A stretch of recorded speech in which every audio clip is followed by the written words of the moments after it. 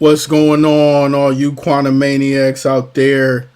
Welcome to the big game Bonanza Super Bowl Extravaganza here on the Qwan Show. If you're tuning in, I appreciate you. If you're watching this later, I still appreciate you. Listen, man, I know I say this every rotation around the sun. Every 3 months I'm back, but I'm back for real.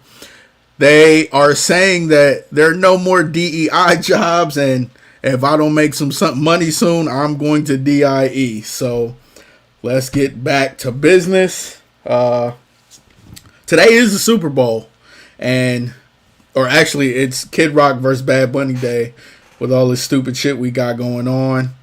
I know if you're like me or even remotely in the same mind space as I am, just know I think it's dumb as hell too. I'm excited though. Got some bets that I'm going to put in. Please like and subscribe to Quality Sports. Tell a friend to tell a friend. Do what you got to do. And as always, fuck TPS. It's a Super Bowl. The Rams aren't in it. But I got one thing out of this season, and it's the only thing that I wanted.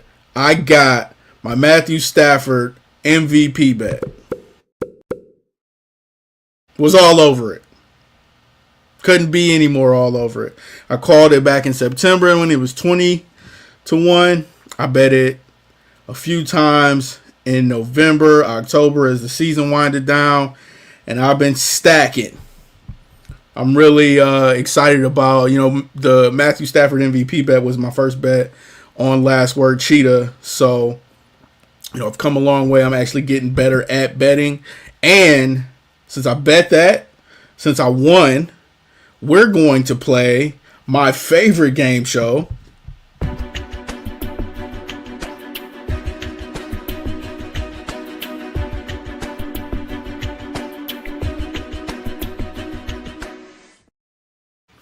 I got a 6-pick ready for you at the end of the show. Make sure you are tuned in.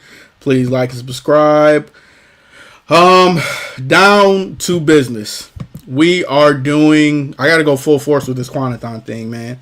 I'm like I said, I've been out of work for a few months, but really I haven't had anything super consistent since last February. Last February I got the boot from the big client I had. We'll talk about them sometime this week too.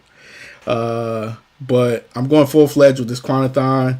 I need you to tap in, man. If you like my work, enjoy my work, please like, share, go look up my old stuff and, drop lines and comments on, things you want me to talk about, anything. But I am working towards my next film. Like last year was what I consider probably the greatest year of my life.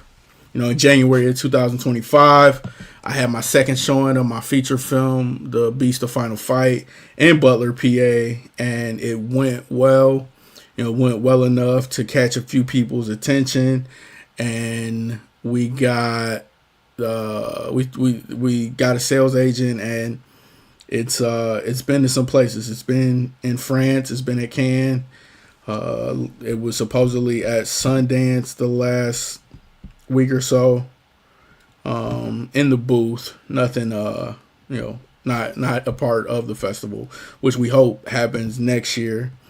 But it was a big stepping stone for me in my career, and a little more belief in myself, which I think we could all use that from time to time. So, with all that being said, I'm going full-fledged with this Quantathon, and a lot of it is going to be just through views on this channel, because it's a really weird time in this country, and I don't want to say I feel uncomfortable asking people for money, but I know a lot of people probably don't got it right now. But if you do got it, drop a super chat in here. But if you don't got it, if you just watch my shows, if you get a bunch of people to watch my shows, if you like and share, I could probably make it work. And, my hope, my belief is that a lot of people tap in and help me get to where I want to get to, because, like I said, last year was so amazing that I'm going to keep chasing that high. And if you were here for the conference championship game, if you follow me on social media, you know what project is coming next. It was real funny. I was in Butler last year for Brian's daughter's wedding, and somebody came up to me and they were like, what's your next project? And I knew what it was at the time. I don't want to say I've been tight-lipped about it, but it's I got to go full throttle with this. This was the first project that I really wanted to do, and this was going to be my thesis film in grad school, but COVID happened and a lot of other things happened. So I decided that Brian's project, he has a lot more notoriety than I do, and I think it was pretty much a slam dunk story. And I think the ideas that I had for it surrounding marketing and just putting it together helped me develop a process. But this was the original plan, was to do my feature film, which is now called Undrafted.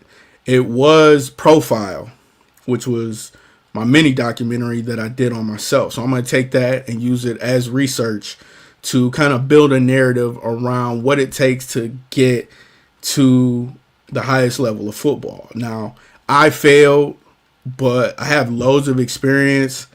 This week, my head coach became the D-line coach for the Baltimore Ravens, Mike LaFleur. I coached with him in 2009 at Elmhurst. He just became head coach of the Arizona Cardinals. Tim Lester, who's the offensive coordinator at Iowa, was my first head coach in college. I played for his center in high school. One of my teammates, Corey Sanders, is the defensive coordinator at Pitt. So I got a lot of football experience. I got a football name. I've done a lot with football. And I think it would be really selfish of me to take all this knowledge to the grave. So, for the feature film, I want to shoot, a narrative feature film here in the next 3 years. I'm going to use this channel to try to build it up. I'm also working on my next documentary feature, which is the draft process. It's me following up from Profile to, see what happens next. 'Cause Profile was about my failures, about my grief, and the draft process is about, what I did afterwards. And I think in that series, it's gonna be a lot of exploration of myself and self-reflecting, but also talk to a couple college teammates, a couple people who actually made it. I'm trying to give a full experience of how hard it is, but how impossible it's not. I got a nephew, he plays football, and last year or a few years ago I went to SoFi and he played in the All-Star game, and I watched him play, and he said that was his dream to go. So I want to be kind of a guiding light, a North Star, so to speak, for him to be able to get there. And I think there are a lot of other kids or people out there who think it's easy or think it's hard. No matter what side of the spectrum you're on, I think you need the information and a way to set expectations for yourself. So with all that being said, tonight on this channel after the Super Bowl, I am going to stream, release, place Profile, a film by Qwan Young, on this channel. And I hope you watch it. I hope you share it with a friend. I hope you laugh at it. Whatever it may be, just click the button, man. Push the goddamn button, Juntao. That would be great for the process and the progress of this next production, this next project. And it will help me get one step closer to my feature film. Here's a kind of concept trailer that I put together with some stock footage, and it's actually the layout for the opening scene of Undrafted. You know, I've been writing this film and working on it since about 2019, and conceptually it's all up here, but I've been told that, you know, I can't keep my ideas all in my head because it does nothing. So here's a concept for the draft process and the actual opening scene for Undrafted. Take a look. If I can find it, take a look. Where are we at? Come on. Did I not? Where's it at? Hold on. Give me 1 second, chat.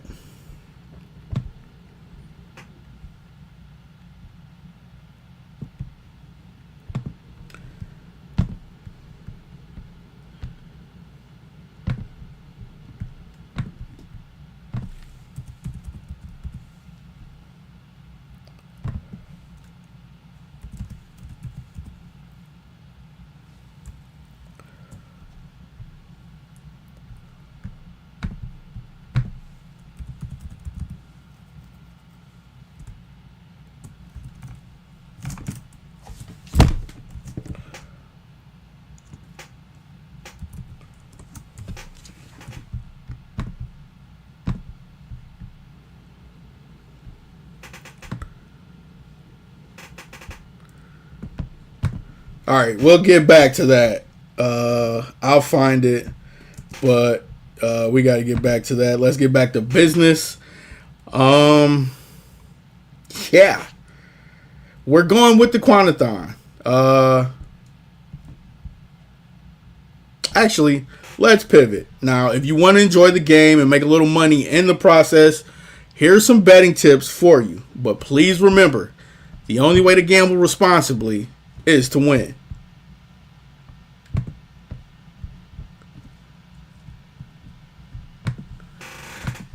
Boy, I'm having a day. What's going on here?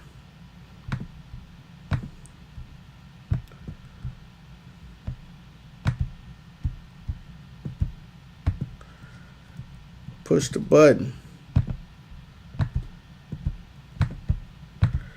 Oh, man. Come on. Nope, that ain't the one I want. Whoo!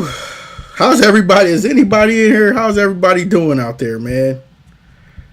It's, how did this happen?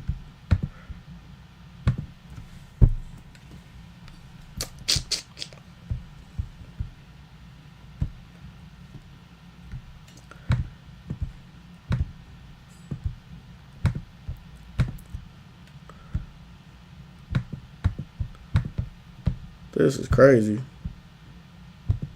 I can't get nothing to work now.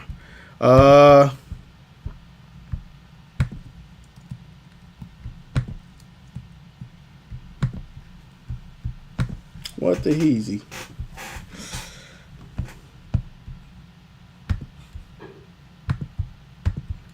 This is crazy.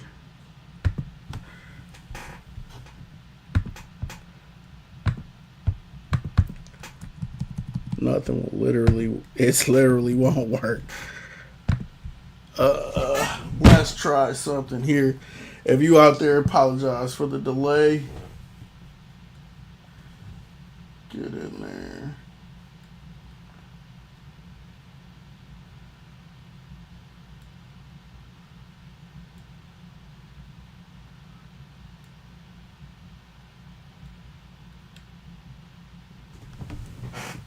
What is a prop bet? A prop bet is a type of sports bet that isn't directly related to the outcome of a single game. The aforementioned bets you just put together in your parlay are considered prop bets. For the Super Bowl, there are also novelty props. Will the coin toss be heads or tails? What color will the Gatorade bath be? Total numbers of players to record a pass. Find a betting app to place one of these prop bets or novelty props, and remember, the only way to gamble responsibly is to win.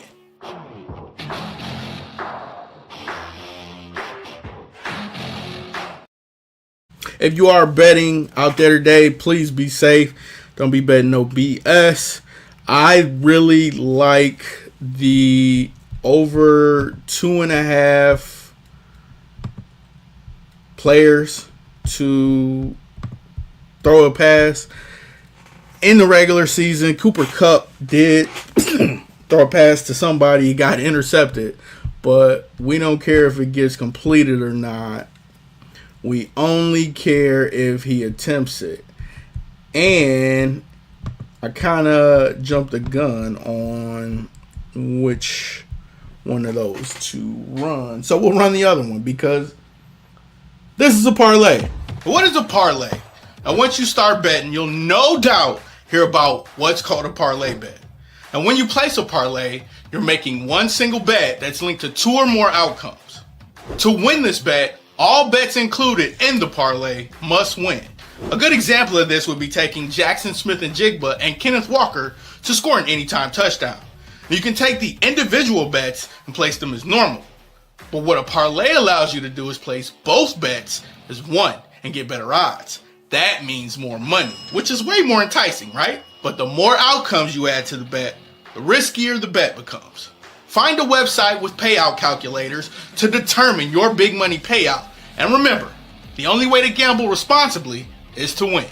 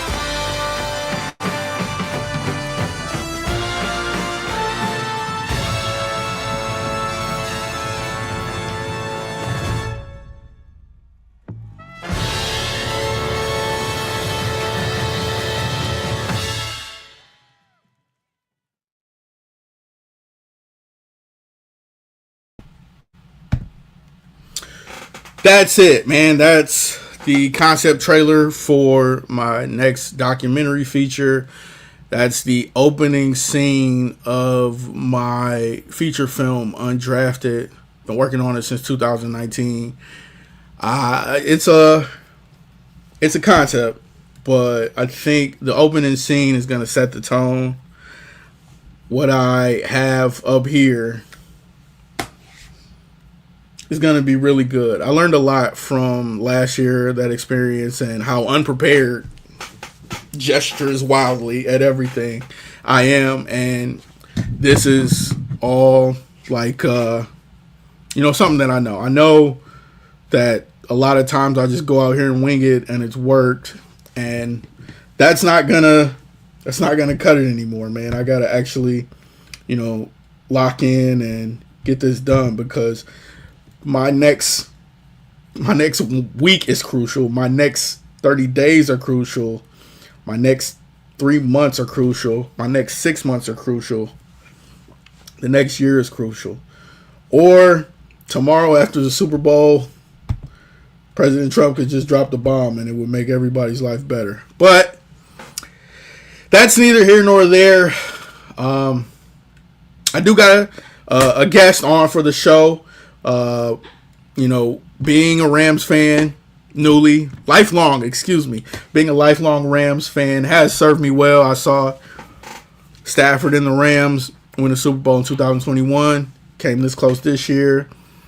But seeing the Patriots, rebuild and destroy and then get back here so quick, it's got a lot of people up in arms. And for this Miami Dolphins fan, he's lived through the dynasty.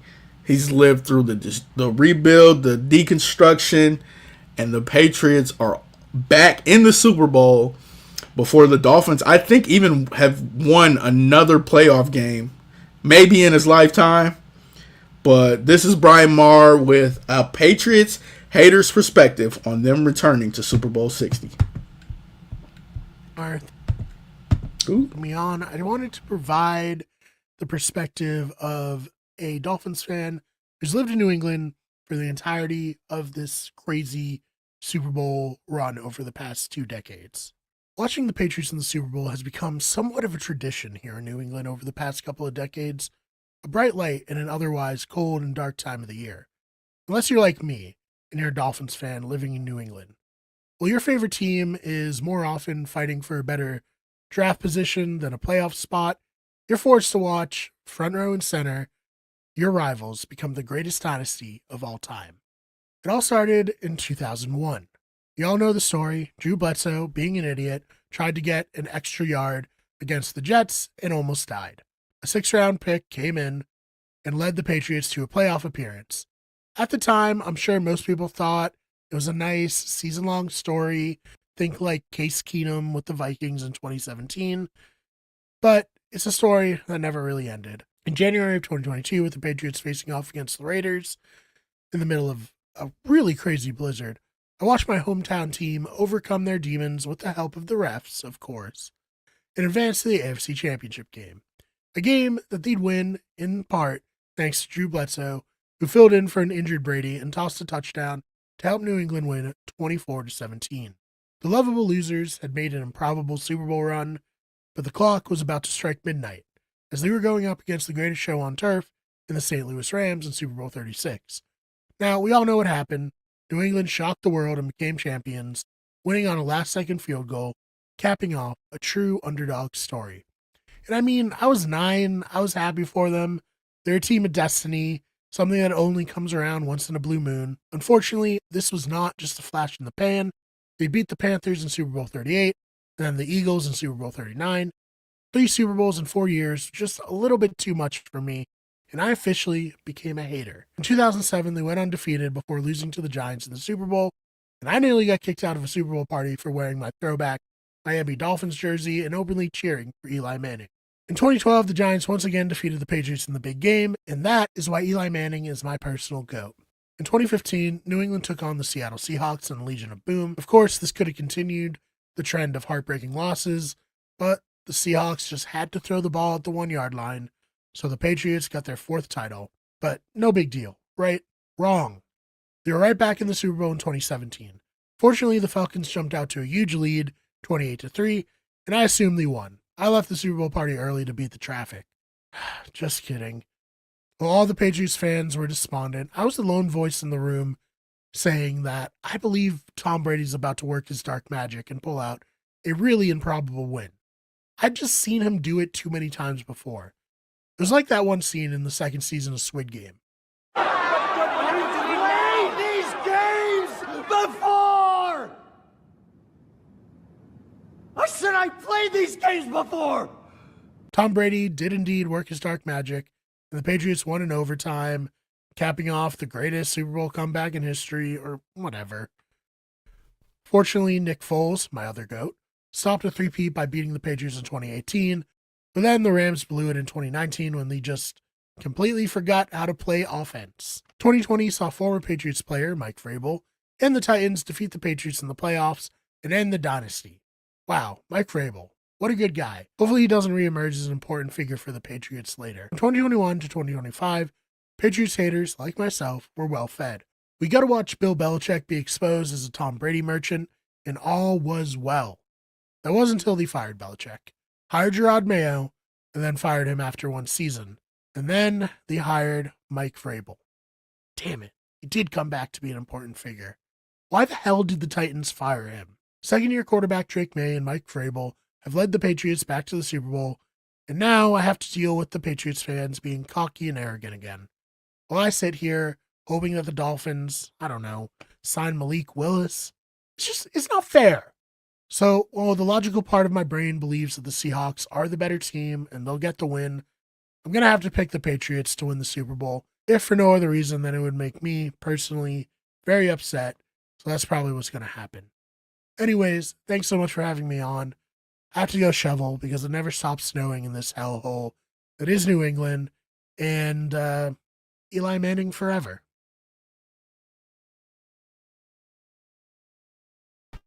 Thank you, Brian. That's a real hater right there. You got to appreciate all the hate, all of the spite, and the reverse jinx that's in play here. I like it.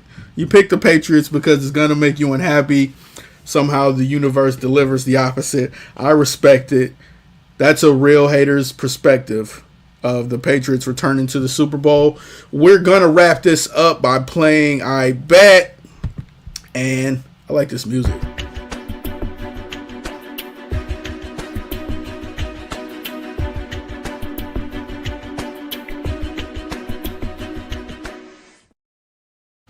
Listen, I'm on Prize Picks with it. I am hoping it's chalky.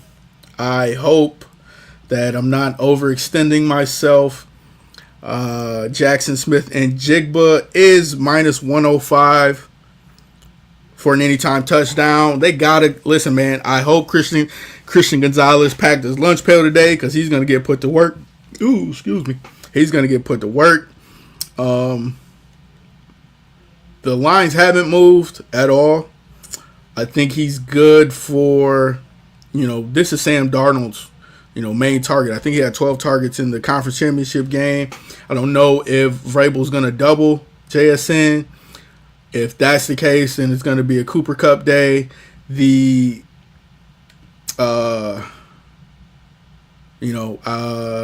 believe it's Marcus Jones, the other.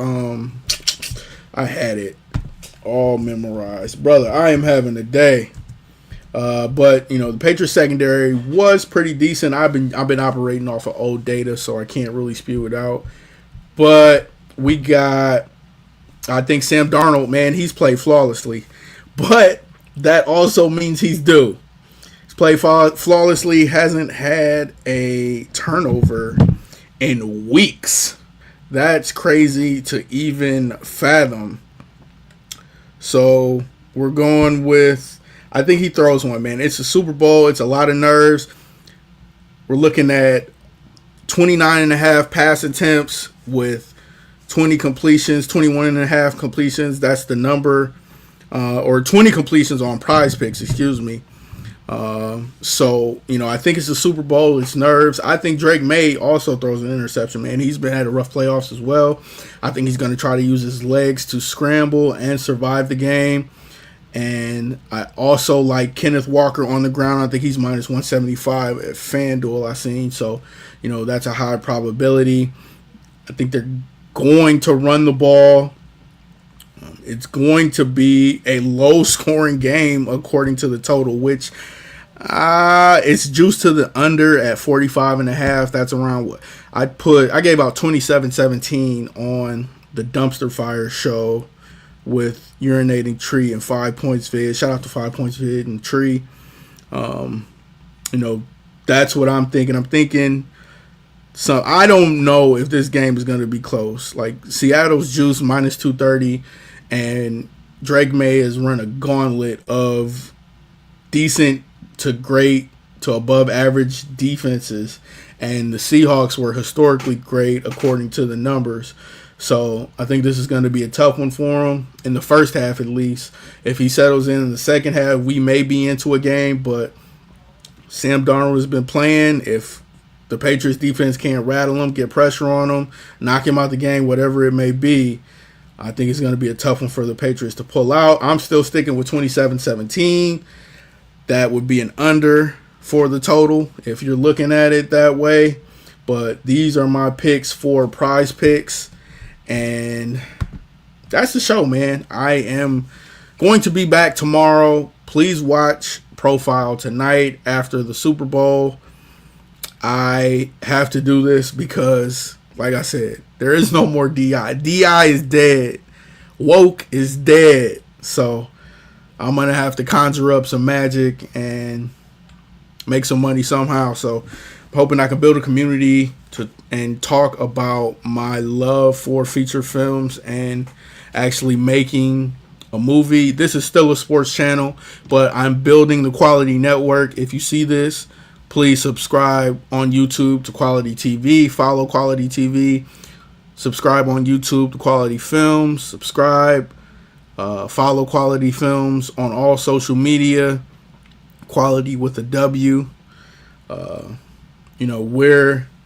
I haven't updated this graphic, but we're about 0.006% of the goal of the Quanathon.